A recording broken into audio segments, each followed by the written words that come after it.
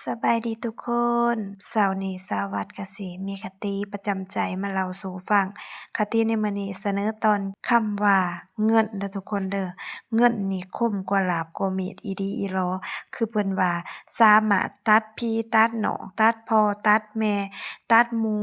ตัดเพื่อนได้เบิดเด้อก็คือเรื่องเงินนี่สำคัญที่สุดเด้อทุกคนเนาะสาววัดนี้ก็สิมีคติประจำใจก็คือว่าด้วยเรื่องเงินตัวนี้นี่ก็คือ เวลารักแพงสนิทกับผู้ใดสารวัตรก็สิบ่ไปเว้าเรื่องเงินหนึ่งก็คือบ่เว้าเรื่องเงินเลยนะทุกคนบ่ให้ยืมเงินเพิ่นแล้วก็บ่อยากให้เพิ่นมายืมเงินเราพร้อมเดะสมมุติว่ามีความลำบากอิหยัง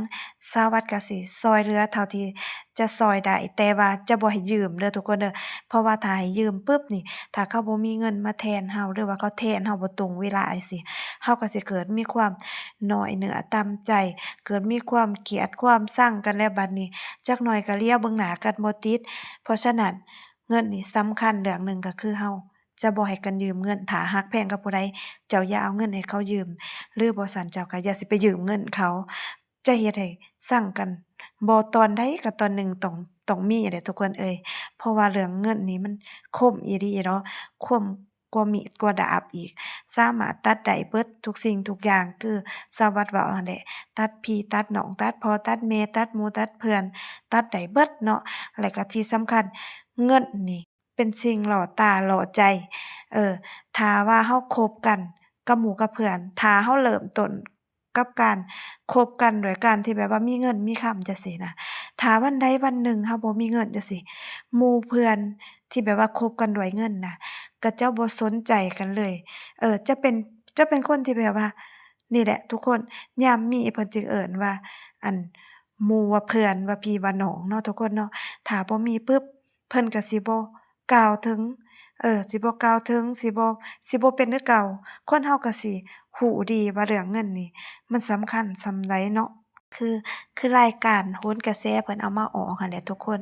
แต่ละมื้อแต่ละวัน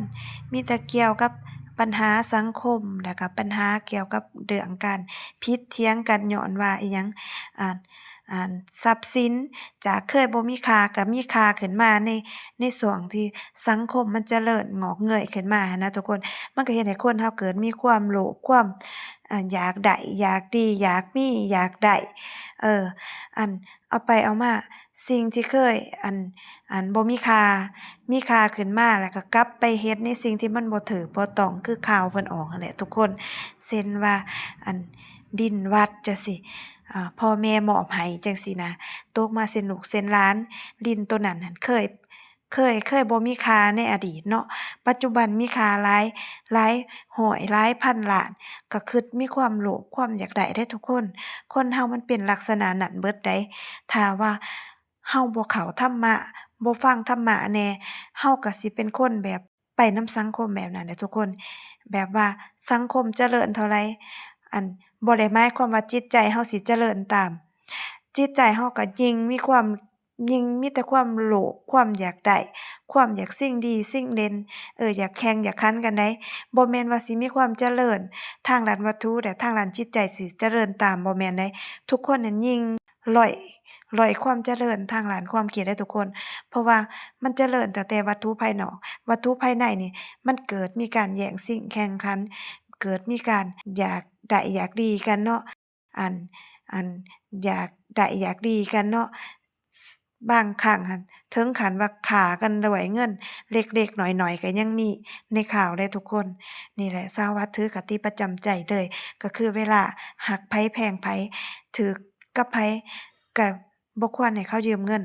และก็บ่ควรไปยืมเงินเขาเพราะว่ามันสิเฮ็ดให้เสียใจกันภายหลังเป็นคติประจำใจก็คือ หักไผแพงไผก็อย่าสิไปเว้าเรื่องเงินกับเขาเด้อทุกคนเด้อแล้วก็บ่อยากให้เขามาเว้าเรื่องเงินกับเรา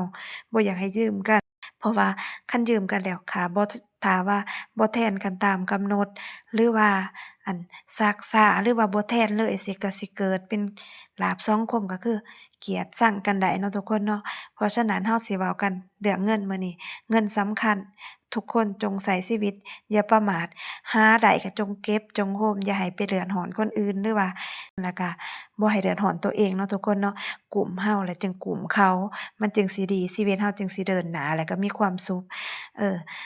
เบิดเท่านั้นแหละทุกคนมื้อนี้ว่าด้วยเรื่องเงินเนาะกินน้ำแล้วก็พักผ่อนแล้วแล้วน้อยหนึ่งเนาะทุกคนเนาะต่อกันคลิปหน้าเด้อทุกคนเด้อขอบใจหลายๆ